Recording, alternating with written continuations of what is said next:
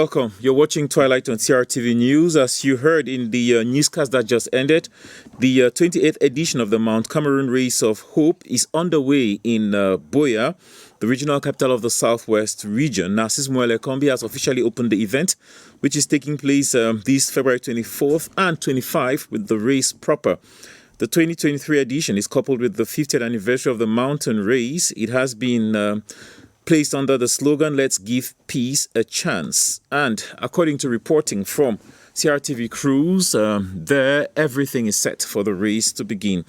Let's take you to the Southwest region where Ashu Dixon is standing by as part of our comprehensive coverage of the great sporting event. Good evening, Ashu. Good evening, Bob Bernard Fonka. What is the mood in Buea on the eve of the Race of Hope? Well, I should say it's great mobilization here at especially the Moliko Stadium, precisely at checkpoints where the race has traditionally taken place. And this time is not any different, but it has come with another context, a context within which they are celebrating their Golden Jubilee, and there's been an extra effort put into give it an extra touch. Now, the population woke up to some rumors of other ghost town, but that was not quite respected because as early as 6, there was life in town. And by the time we got to 10 a.m., the stadium was already receiving its first occupants, that is mostly youth that were eager to leave the launching ceremony proper that has just ended here as we speak, and chaired by the representative, the Minister of Sport and Physical Education, who represented the President. I want to imagine the security deployment is tantamount to the magnitude of the event. Exactly. For those who have just left this event, they will tell you, if you ask them, they will tell you it was safer to notice that the forces of law and order were present at different angles and quarters of Moliko, starting from Mile 17 right up to the stadium itself, where there was a great mobilization of the defense forces, and there was also an helicopter patrol that made sure that nothing is put to risk, and gracefully it's gone without any incident, and it's a win event. What are the innovations and the key figures we should be paying attention to? Well, like I earlier mentioned, this edition is unfolding within the context of the Golden Jubilee of the race, and to that, some initiative was taken. First, usually the race would admit 300 runners, but this time they have taken it up to 600 runners.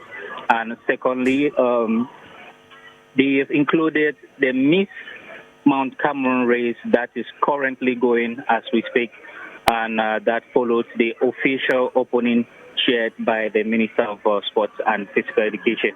Now, within the context of the race that is coming up tomorrow, after the runners must have left the departure line from the Moliko Stadium to the summit of Mount Cameroon, there are about 1,000 volunteers that have been registered to take part in a special sport walk that is within the context of the Golden Jubilee celebration. Now, they will leave from the Moliko Stadium and will walk right up to Bongo Square. That is after the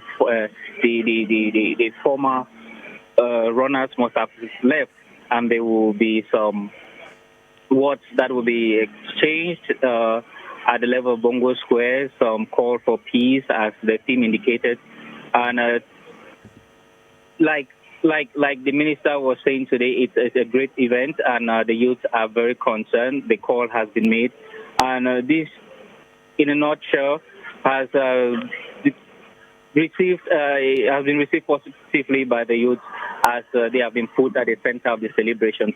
Now, that has generally been the innovation this year, and you're looking forward to seeing the winners of tomorrow And the another aspect of innovation, last aspect that will be witnessed tomorrow is the fact that the event will welcome some veteran runners.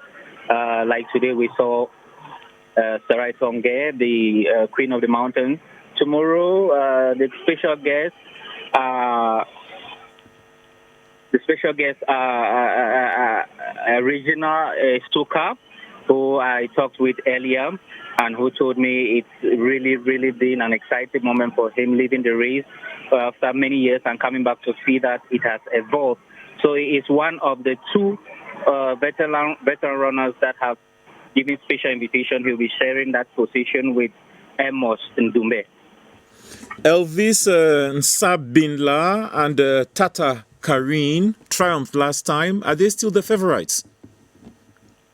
It's definitely still the favorite and a great task on their shoulder tomorrow because Karine Tata will be looking up to her feet, okay? And Elvis Sambila will be defending his very first trophy. Now, it's not going to be easy because big talents are coming back, like the person of Adamu Isam, Ali Muhammadu, and 2021 winner for the female category, Kita Midred. Today, we also noticed the comeback of Galim, four-time winner in the women's category. And the last person that surprised us this afternoon, we weren't actually expecting, is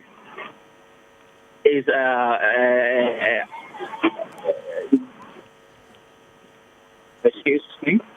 The person we're expecting this morning is Adamu, who is a four-time winner of the race, and he said his absence has been a reason he gave was the fact that he was trying to bring up some young talent and also prepare the relay. So this time he has decided to compete with the young talents to show them in practical terms how to manage a course like the mountain race. Well, thank you very much, Ashud Dixon. Do rest and rekindle yourself because tomorrow is definitely going to be a long and tedious day for you. We will be airing the competition live on CRTV Sports. And of course, you can catch all the highlights here on CRTV News throughout the day. Do have a pleasant day, Dixon. Thank you very much, Bobena. Let's take a break, and when we come back, I will be introducing you to my first guest of the day.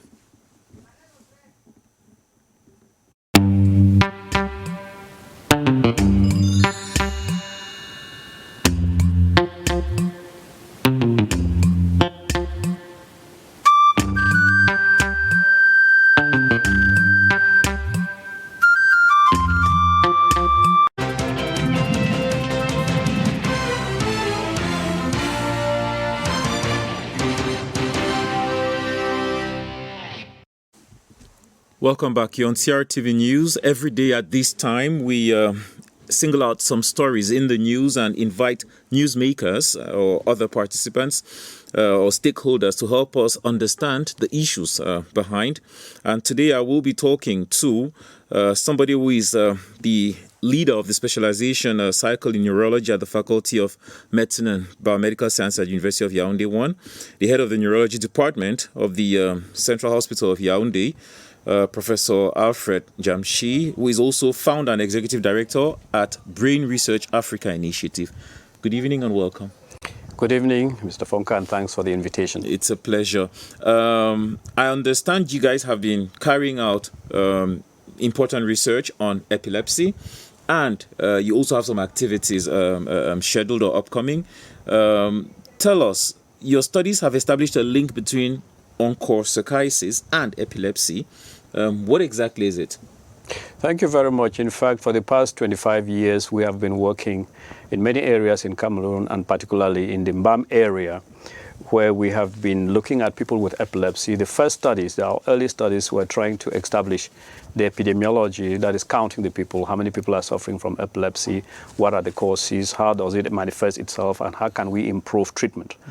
And we found that these areas, especially along the Mbam and the Sanaga rivers of Cameroon, most rivers of Cameroon, fast-flowing rivers, they have the highest prevalence rates, that is the number of people that are living with epilepsy in the world. And we started now over the years to try to find out, why is it so? why is it so? There are many factors, and one of the key factors that we have found with our collaborations through cohort studies, only 2 cohort studies have been done so far in the world. What are cohort studies? Cohort studies are studies you take a population at the beginning and you observe a disease in them, and you try to study them over the years. For the past 25 years, we've been able to study the same population, and we found children who were exposed to onchocerciasis, that is River blindness? river blindness. The common name is river blindness, and in childhood. And we visited them 25 years later, and we were able to establish that what they had in childhood, the infection with the worms, the microfilaria, was responsible for them developing epilepsy later on in life. And Cameroon is the only country in the world that has been able to bring up that kind of scientific data to support the very likely causal relationship between river blindness and epilepsy. What is the prevalence? In fact, some scientists have suggested that we should call that kind of epilepsy river epilepsy because it's very closely related to onchocerciasis. Okay. What is the prevalence in Cameroon? In fact, you mentioned highest in the world, and that stressed me up a bit. Exactly. But there are rivers everywhere else. Yes, they have to be fast-flowing rivers, and there are places in the world, and Cameroon and tropical countries have those high prevalences of onchocerciasis. Epidemiological studies observe that where there is a high prevalence of river blindness, there's also a high prevalence of epilepsy. And it goes up to about 10%, plus minus some figures. That's really high because in most places it's usually between 2 and 5%. Is that research ongoing, or have you guys reached the conclusion, more or less?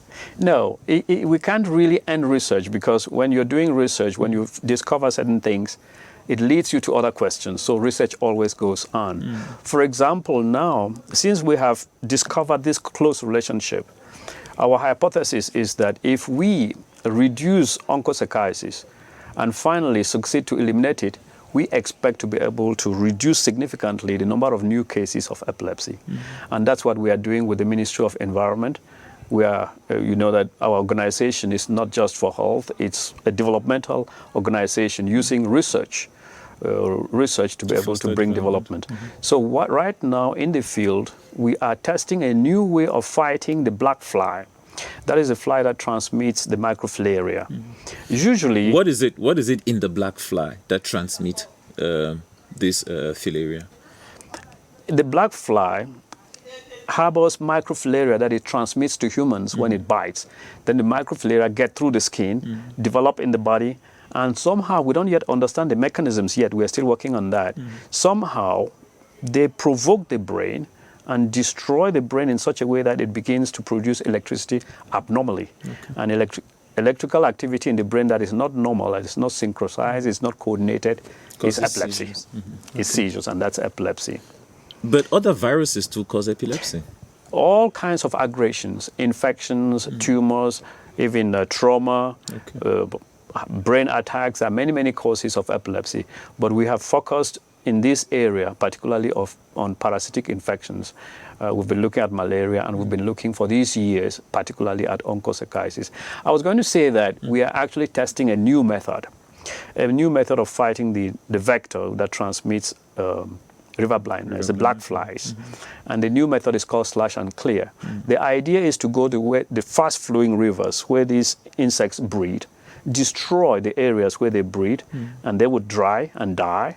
And that way we are supposed to reduce the number of flies. And if we reduce the number of flies in the area, we reduce the number of bites per human, and that will reduce the infection rate and hopefully reduce epilepsy. And our teams are actually doing that right now. In fact, on Monday, the team will be going out to the Nachtigal area in different villages to do just that. So we are working not just on treating people with epilepsy, controlling their epilepsy, and making them to have a better quality of life. We are also looking at the environment to be able to destroy what is at the cause of that without having to use chemicals that are not environmentally friendly. That was going to be my next question. Claire and Stash, would environmentalists not raise alarm at any point that killing the black fly could have other impacts or effects on nature, if you care? In fact, environmentalists should give us a pat on the back and even provide us money to do more of this work, because it has been discovered that where dams are built, that has been reported very clearly in South Sudan. In South Sudan, where dams have been built and there are fast-flowing waters because of the dams, river blindness has increased and epilepsy has increased. And when they have used this method in South Sudan to reduce the number of black flies, epilepsy has dropped, and that's what inspired us to bring that here. Many times when they do these big projects, there is not enough time to look at all the complications, the health implications of these big projects. And this is something new that we are discovering.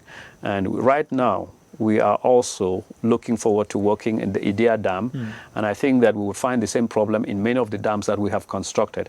At the time that they were constructing these dams, this issue of onchocerciasis and epilepsy and other neurological problems was not yet known in the country. Humanity certainly appreciates the research and its solutions, but do black flies not serve any other purpose other than cause harm?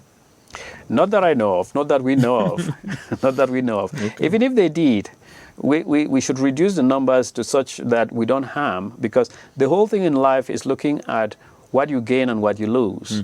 And I think that if you look at the consequences of the disease, onchocerciasis itself, which is very stigmatizing, it causes a skin disease, it leads to blindness eventually, but before the blindness, it disturbs the brain and causes cognitive problems, memory problems in children, so they can't do well in school, and eventually epilepsy. This is very epilepsy is stigmatizing. In most communities, people actually connect it to witchcraft, and they're like, okay, you can't get married to that family, they have epilepsy. You know. In fact, this year, we may come to that later, but this year we have been celebrating the International Day of Epilepsy, and the focus has been to reduce epilepsy, to reduce stigma. So you have onchocerciasis on the one hand, which is stigmatizing, and apparently it leads to epilepsy, which is also very stigmatizing. So we go into these villages and the people are really suffering. So I think that we should do everything to reduce the causal agents. Okay, I was going to ask, is there any treatment for epilepsy? There are lots and lots of treatments for epilepsy, because there's actually not one type of epilepsy. There are several types of epilepsies, depending on the zone of the brain or the whole brain that is having the abnormal electrical activity, depending on the age, depending on different syndromes, epileptic syndromes, and each of them has specific treatment. And I think what we tell the population is that if someone is suffering from seizures, they should get to the hospital and find someone who is trained in epilepsy, so that they can have a proper diagnosis of their condition, because epilepsy is not transmitted by witchcraft. Epilepsy is not a spiritual disease. Epilepsy is a brain disease, and epilepsy is not contagious. People in the hospital, nurses and doctors who have been trained know this disease very well, and they can treat it, at least control, or in some forms treat and finally cure some forms of them. So people should come to the hospital. It's not a contagious disease. Okay, let's take a short break, and when we return, we'll be talking a little bit about the Brain Institute and what you guys have been doing, more or less, and what are your upcoming activities. Thank you. Short break.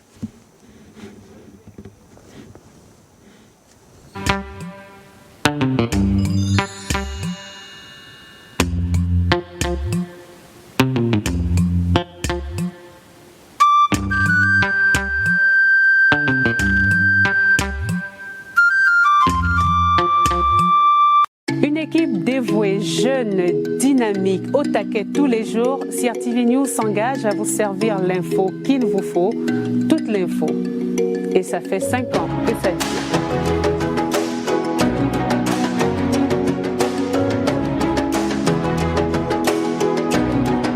Ça fait 157 680 000 secondes. Ça fait 2 620 000. et 600 minutes. Je dirais que ça fait 1825 jours. Ou encore 60 mois. Vous l'avez compris, ça fait 5 ans. Vous l'avez compris? Déjà, le temps file. Hein?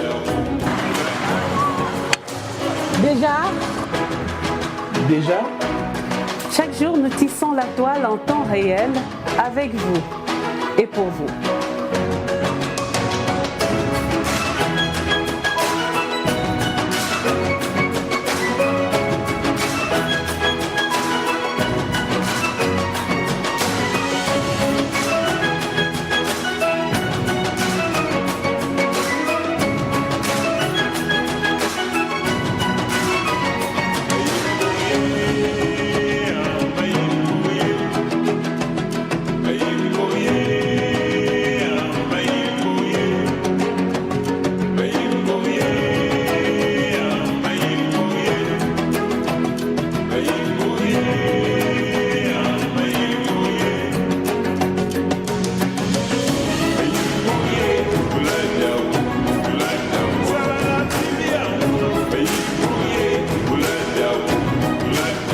Eh oui, ça fait bel et bien 5 ans, mais le mérite leur revient.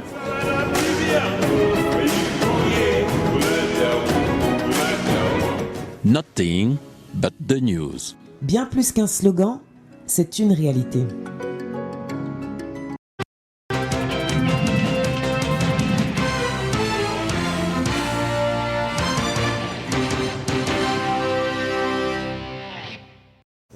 Welcome back. You're watching Twilight on CRTV News. It's a daily news analysis show, and we've been talking about epilepsy and its connection to the black fly or the river flies, mostly found around fast-moving rivers, as Professor NJAMNSHI has been explaining to us. What is it that families need to understand about epilepsy, in your opinion? Because most of the time, from the few cases I've observed, they just tend to let the person have the seizure, and then once the seizure is done with, they carry on with life as normal. I've rarely seen people, rush to hospital. It becomes something we live with. And that's why I asked if it had a cure, because I almost felt like it was a lifetime condition to which people were subjected and were hopeless. You're right. In fact, most forms of epilepsy are chronic conditions, and which we know very well. And there are treatments for, as I said earlier, there are specific treatments for different types of epilepsies. And epilepsies can be controlled and people would live normal lives. And in some few cases where the epilepsy cannot be controlled with medications and other forms of treatment, we now have what is called surgery for epilepsy. In some cases, the neurosurgeon can actually go and remove the part of the brain that is discharging abnormally, and when that is done, that particular form of epilepsy is cured. There are some forms of children's epilepsy that can actually get cured on their own before the children grow up. So there are different forms of epilepsy, and I would encourage the population that if someone has a seizure that repeats itself, they should come to the hospital and seek help. We have trained in the faculties of medicine of Cameroon, all the general physicians that we train, we give them enough training to be able to handle cases of epilepsy around the country. So in all district hospitals, any medical doctor that has been trained in Cameroon should be able to handle cases of epilepsy. And if there are complications that they cannot handle, then they can send to regional hospitals, most of which have specialists that can take care of that, or they can come to the national capital or Douala, where there are even more and more specialists in more specialized hospitals. So no one with epilepsy should stay at home. And in some places, as we go around the country in villages, some families hide them and even chain the children. We advise the communities and family not to be ashamed of epilepsy, because it's a condition that, just like any other health condition, that can be managed, and no one should be discriminated against, either at their job site or in terms of marriage or in terms of going to school or having a job or having education or working. It's just that some conditions have to be taken care of. For example, a driver who is suffering from epilepsy would not be allowed to do so when medical doctors know that there are some professions that we can advise against. Otherwise, if somebody's seizures are well controlled, they can live a normal life. As the head of the specialization cycle at the medicine school, do you feel that we have the right numbers of neurologists coming out relative to the prevalence rate? I read somewhere it was 5.9. You said in certain areas it's up to 10. Yeah. But I think generally it should be about 5.9 if I'm not mistaken. Yes. Do you feel that we have the manpower to cope with this prevalence rate? We must thank the effort of the government of this nation that decided in 2010 to be training neurologists, neurosurgeons and psychiatrists, because all these specialists in one way or the other can take care of people with epilepsy. 25 years ago when I came back to this country, we were 2 neurologists for 15 million people. And we have gone a long way. I think even though we still have more, we don't yet have the right number, the right numbers yet, as WHO proposes. But we are more than 30 neurologists now, between 30 and 40 neurologists for Cameroon now, and we are still training some. Work in progress. Work in progress. We've done it. There are some countries in Africa that have no neurologists. I don't want to name any. You don't want to stigmatize them. No, I don't want to stigmatize. But I think that this country has done a great thing, and that has been because of the political will to train specialists. And we at the faculty are the executing element of the state, and we train them. In fact, I just came back from Gabon this afternoon, where Gabon trained the first 4 neurologists, and our faculty of medicine and our organization has contributed to that training too. So Cameroon is actually training. We have trained 2 neurologists for DRC. We have trained 2 psychiatrists for DRC. So Cameroon is not training specialists only for itself, but it's training for other countries around here. So I think that we're doing great, and there is more work to be done, because the greatest burden of brain disease is in low and middle income countries like Cameroon. And that's where you have the fewest experts. But our country in particular is doing a great job, and we still need to continue to work in that direction. Is there anything in our environment or in our economic status that favors a high rate of brain disease? I thought people who were probably more stressed with more work and so on and so forth were more likely. Well, when you know that chronic diseases are generally disease of poverty, generally disease of poverty, and our level of development does not allow us to eliminate certain diseases yet, but we'll get there someday. And I think that, on the other hand, we have other diseases that are found mainly in urban areas, like we have diabetes and hypertension, because people are not living naturally as they used to live before. And all those diseases, brain attacks, also contribute to epilepsy.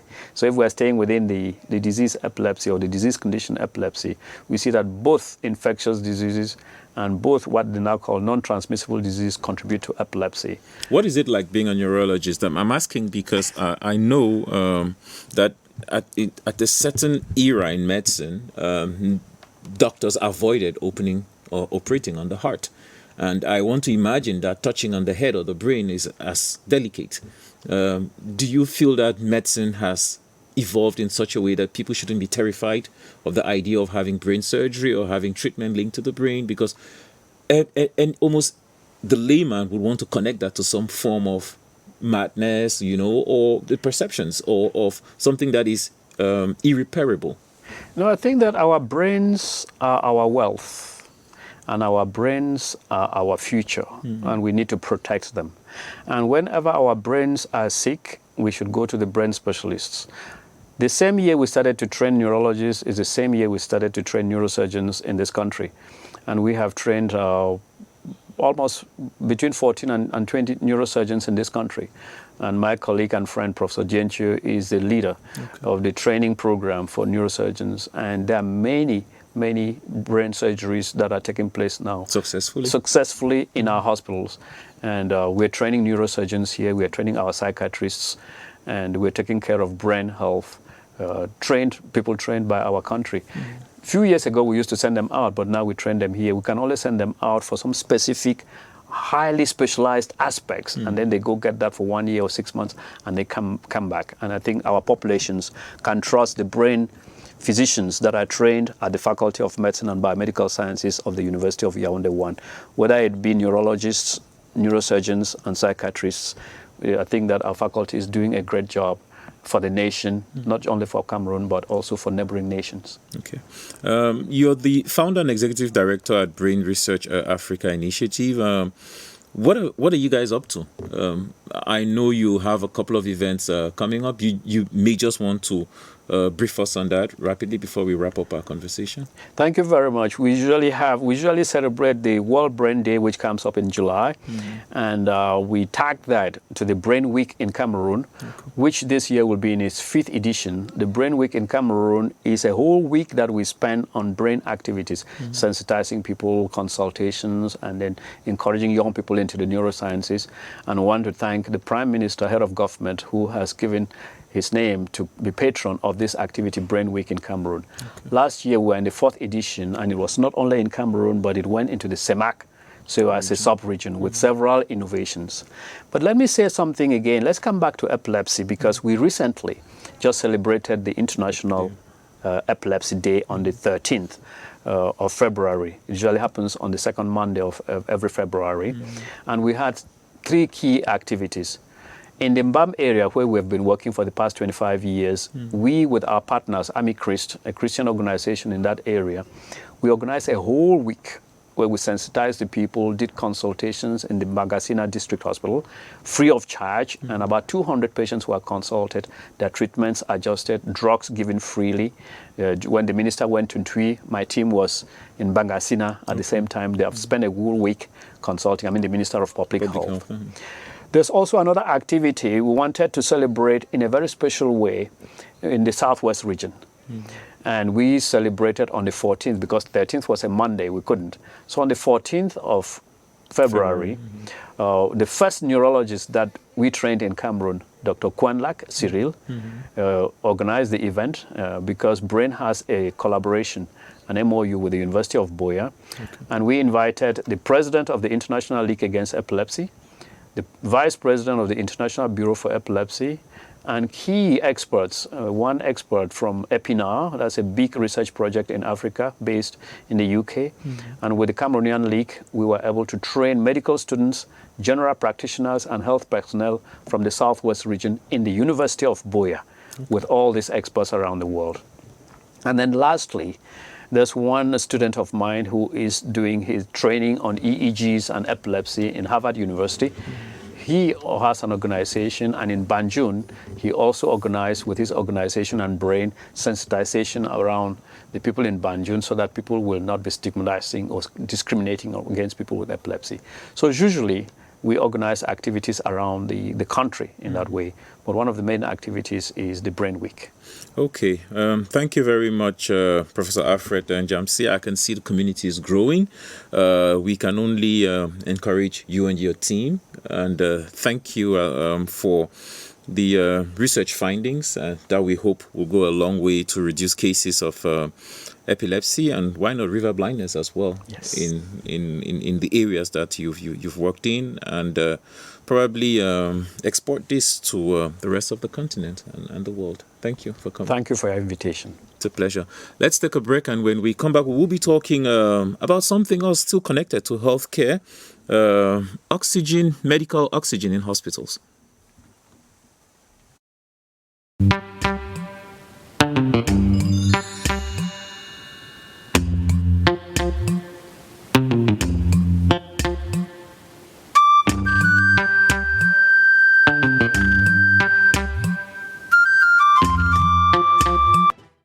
We will be talking about access and availability of medical oxygen in the course of this program.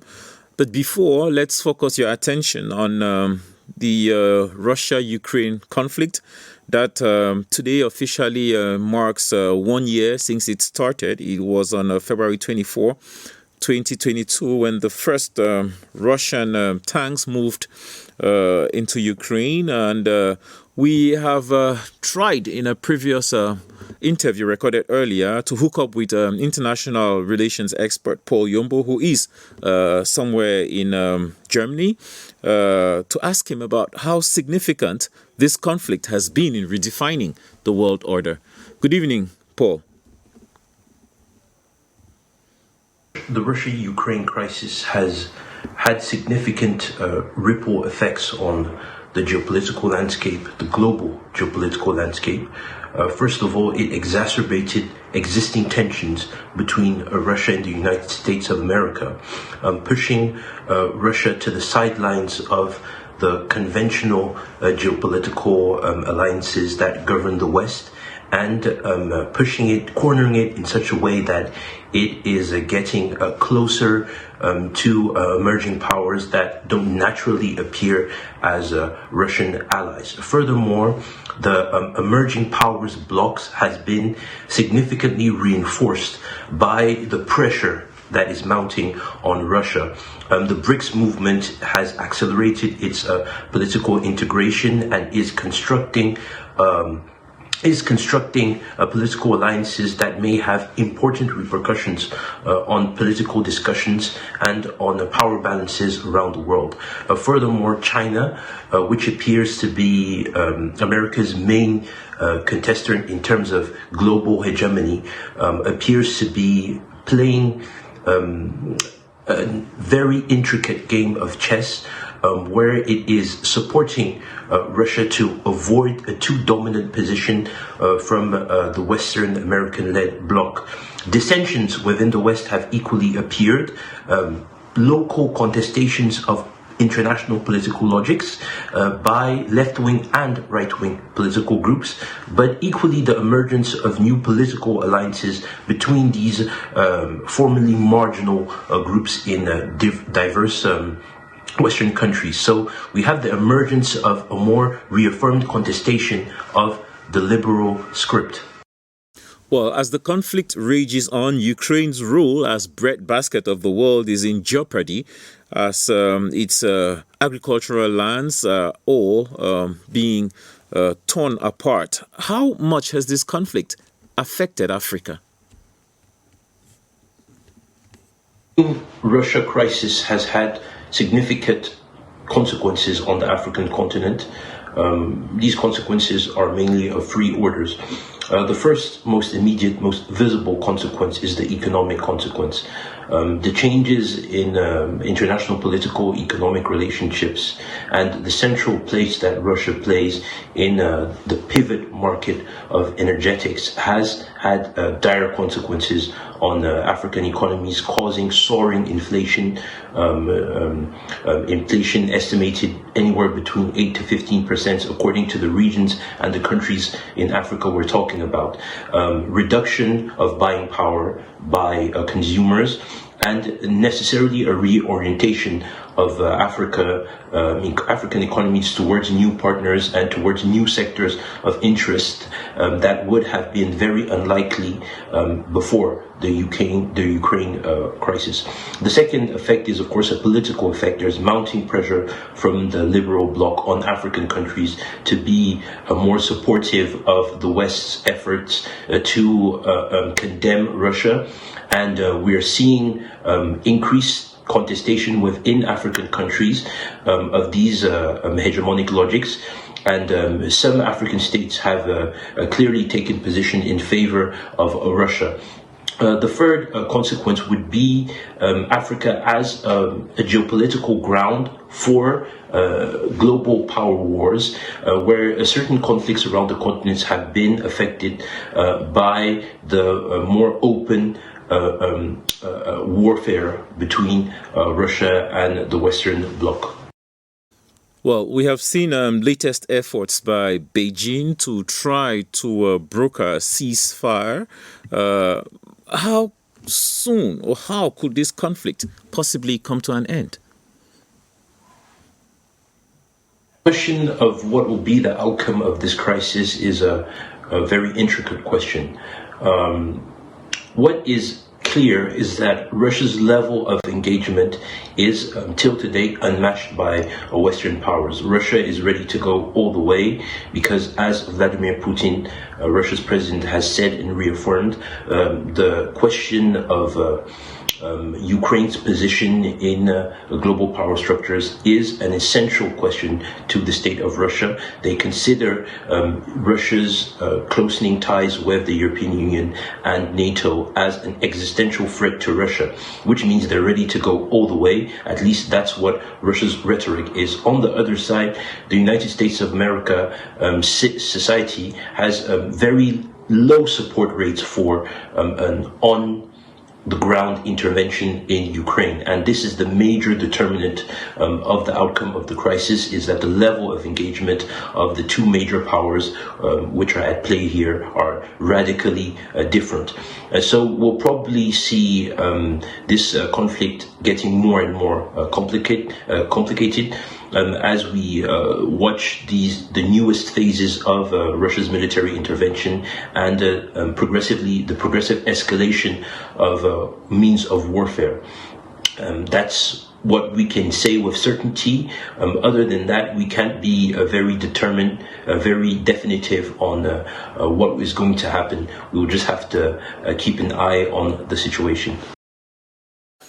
Well, thank you very much, Paul Yombo, for your rich insight, as usual. It's worth noting that this conflict has been having a huge toll on both countries as well as other regions beyond. UNICEF says it has delivered over $163 million in supplies and services since the escalation on the 24th of February 2022 and intends to carry on.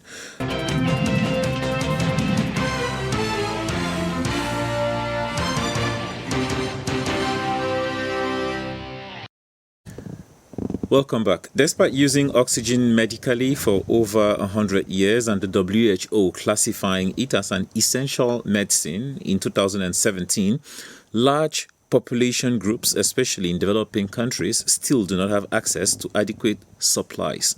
And that is why we are welcoming our next guest, Martial Obiond, who is the communicator of a young association of communicators and who have been actively trying to donate oxygen concentrators to hospitals in order to help improve their services. Bonsoir, Martial. Bonsoir et bonsoir également à tous les téléspectateurs de la télévision nationale. Expliquez-nous un peu qu'est-ce que votre association fait. Oui.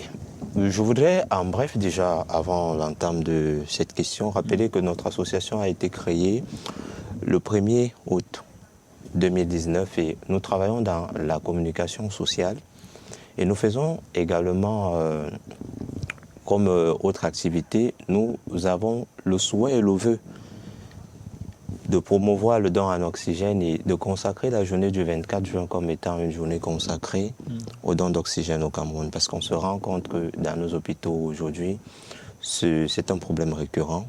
Donc nous faisons la promotion de cela en termes de dons. Et nous sommes également dans, comme je disais tantôt, la logique de la communication sociale, c'est-à-dire la promotion des orphelinats. Et puis d'apporter également un apport qu'il soit ne serait-ce que psychologique aux patients atteints et dans le besoin d'oxygène. Qu'est-ce qui explique le manque d'oxygène dans certains de nos hôpitaux? C'est une très belle question. Dans la logique où aujourd'hui l'État camerounais ne peut pas avoir en lui les capacités de tout encaisser. Donc le manque d'oxygène aujourd'hui déjà s'explique par le fait que la demande est croissante. Donc on a une demande qui est énorme et puis l'offre est un peu subsidiaire. Je ne suis pas assez professionnel en question de santé, mais de manière pratique et linéaire, c'est le plus grand constat que l'on puisse faire. Et notre association donc a pour but d'amener les uns et les autres, toutes les composantes de la société camerounaise et même à l'extérieur, de donner un coup de main non seulement à ces personnes qui souffrent, qui sont dans le besoin d'oxygène, mais également d'accompagner l'État camerounais à travers les hôpitaux privés ou publics. What do you do? How do you get the oxygen then that you give to the hospitals? How do you raise money for that? Yeah, we have, that is the great problem we had. So, and all over the time we are looking for donation. We are a young association. For now, we don't have financial way of moving. That's why we are calling for partnerships all over the Cameroon, all over the world, to come and act like what we call mécène, to help us to promote what really we need to do for hospital, not only for hospital, but also for persons who are suffering from some disease around, looking for. Je comprends. Qu'est-ce qui vous a poussé à décider de donner de l'oxygène? Qu'est-ce qui nous a poussé à donner de l'oxygène? Déjà, on a fait un constat social. On s'est rapproché des institutions hospitalières. On a pu établir une comparaison. Parce que nous sommes d'abord une association de jeunes communicateurs. Donc cet aspect-là déjà nous intéresse. Des questions de santé nous intéressent déjà. Donc un rapprochement au niveau de nos hôpitaux et puis avec le constat du nombre de personnes qui sont dans le besoin. Ça, ce sont les paramètres globaux qui nous ont amenés à penser, à lancer une association jeune qui fait la promotion du don d'oxygène. On va sortir par là. Quelle est l'activité que vous avez en ligne de mire? Oui, nous avons en ligne de mire déjà, en ce moment même, parce qu'elle est toujours en cours, nous avons lancé la campagne de sensibilisation sur les infections pulmonaires. Et à ce moment précis, il y a également une campagne de dons qui a été lancée et qui se clôture au mois de juin. Donc nous appelons toutes les parties, que ce soit les particuliers, que ce soit les institutions qui s'intéressent aux questions d'ordre sanitaire, à intervenir dans ce sens-là. Ok. Je tiens à signaler que c'est une réalité, une difficulté pour beaucoup de personnes qui parfois sont obligées de changer des hôpitaux parce qu'évidemment il n'y a pas suffisamment d'oxygène et que votre initiative est louable et on vous souhaite bon vent et bonne chance. Merci beaucoup. Je voudrais revenir sur un élément. Ce dimanche déjà, nous organisons un panel en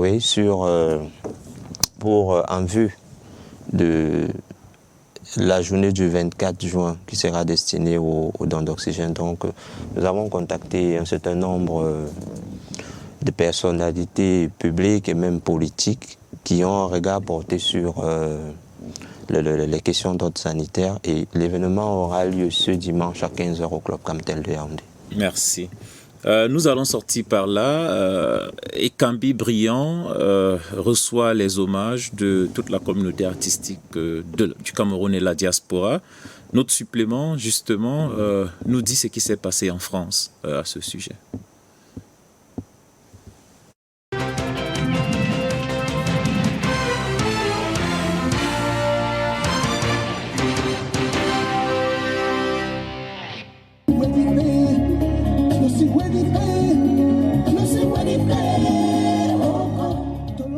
Il s'appelait Ekambi Brillant. En 1962, contre toute attente, il est admis au concours d'entrée en 6e au lycée général Leclerc de Yaoundé. C'est là qu'il fait ses premiers pas dans la musique. Il y rencontre Zane et Daniel, professeurs de musique d'origine française, qui l'initie à cet art et lui apprend à jouer de la guitare.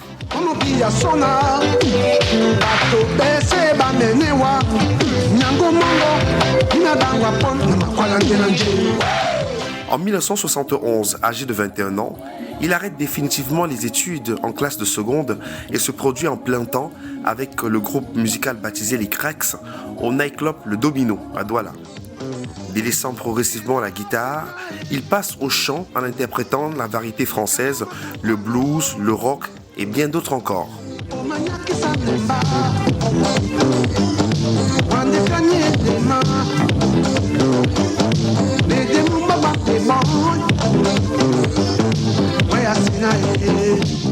En 1971, il est lauréat d'un concours de musique organisé par l'Office de radiodiffusion-télévision française, ORTF. Au début des années 1990, Mota Mouenia quitte la France et immigre aux États-Unis d'Amérique, où il va vivre son rêve américain, lui qui a toujours été un grand fan de James Brown. Sa disparition le 12 décembre 2022 à Douala laisse sa famille, ses amis et autres mélomanes dans une situation de grande tristesse.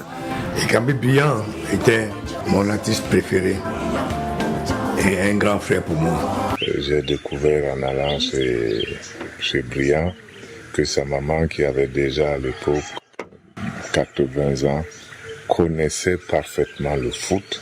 Elle connaissait les footballeurs, elle me connaissait bien, elle pouvait me dire ce que j'ai fait, ce que j'ai dit. Et aujourd'hui, la tristesse, c'est surtout pour cette maman, même si je dois quand même dire que elle m'a réconforté. Alors que je la croyais totalement dévastée, c'est elle qui me dit que bon, Briand est parti, mais toi tu es encore là. Et Cambi Briand, c'était un ami, un frère qui a beaucoup joué dans ma carrière. Juste à mes débuts, c'est lui qui m'a présenté le grand producteur de l'époque, Slim Pesin, avec qui j'ai fait beaucoup de choses dans ma carrière. C'est pour ça que tout le temps, à travers le monde, j'ai toujours parlé de lui. J'ai toujours dit que c'est grâce à mon ami, mon frère Ekambi Briand, que j'ai fait une grande carrière. Ekambi Briand, c'était avant tout pour moi. Ça, c'est mon opinion. Je pense l'un des plus grands songwriters de notre pays, ce cher Cameroun. C'est pas j'ai beau réfléchir, chercher, essayer de trouver quelqu'un qui a écrit autant de tubes, autant d'aussi belles chansons que lui. Vraiment, j'en ai pas vu. Je pense que c'est une expression qui suffit à elle-même. Ce qui est certain, c'est que Ekambi Briand aura marqué de manière significative l'univers musical et culturel du Cameroun et même au-delà des frontières nationales. C'était le papa, le patriarche, et c'était quelqu'un qui était très très doux, très discret, et qui n'aimait pas trop parler, mais qui disait l'essentiel en fait. Ekambi Briand, c'était une icône nationale et internationale. Et pour nous, jeunes musiciens que nous étions à cette époque-là, effectivement, il a beaucoup influencé du fait de ses compositions et de ses makossa aussi très modernes, avec des musiciens on va dire, de divers horizons. Mais pour ma part, j'avais une relation particulière avec Ekambi Briand. Il me m'aime beaucoup. Et on s'appelait communément NJAMNSHI. Il m'a influencé musicalement. C'est à travers ces chansons que j'ai appris à chanter moi aussi. On avait cette relation père-fille. J'ai eu l'occasion et la chance, je peux dire, de travailler avec lui, de l'accompagner sur scène. La dernière scène qu'on a faite, ça date quand même d'un peu plus de 10 ans. C'est au Bataclan et franchement, j'ai gardé un souvenir. C'était du wow parce que c'était un showman et c'est ce que j'adorais en lui. C'est quelqu'un qui vous donnait la niaque, la motivation, qui vous donnait envie d'être sur scène et de faire ce métier. Briand, pour moi, était un aîné, mais c'était surtout mon mari. Moi, à distance, je l'ai toujours considéré comme mon père dans un premier temps. Et par la suite, dans l'art, pour moi, c'était un modèle. Moi, j'avais l'habitude d'appeler Johnny Hallyday de par sa façon de se vêtir. Il avait tout ce qui était un peu afro-américain, donc pour moi, c'était la star. Né le 18 juin 1948, il fera désormais valoir son talent auprès de Dieu. Ekambi Briand, à jamais dans nos cœurs.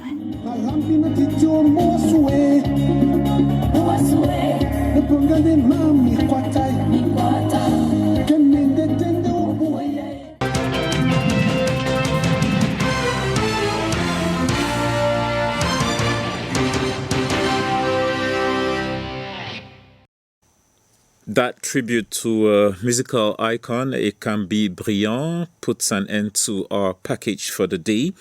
We talked about the Mount Cameroon Race of Hope that is marking its Golden Jubilee in Boya, and the competition in itself in earnest will be tomorrow in the course of this program. We talked about the link between black river flies and epilepsy with Professor NJAMNSHI and his research work on this set. We also talked about an NGO that is trying to help mitigate the lack of medical oxygen in certain hospitals. And we talked about the first anniversary of the Ukraine conflict with international affairs specialist Paul Yombo from Germany, who talked about the first anniversary of that conflict and its repercussions on the African continent. Our primetime newscast comes up in under 3 minutes. Stay with us on CRTV and CRTV News. That's all for me. Bye-bye.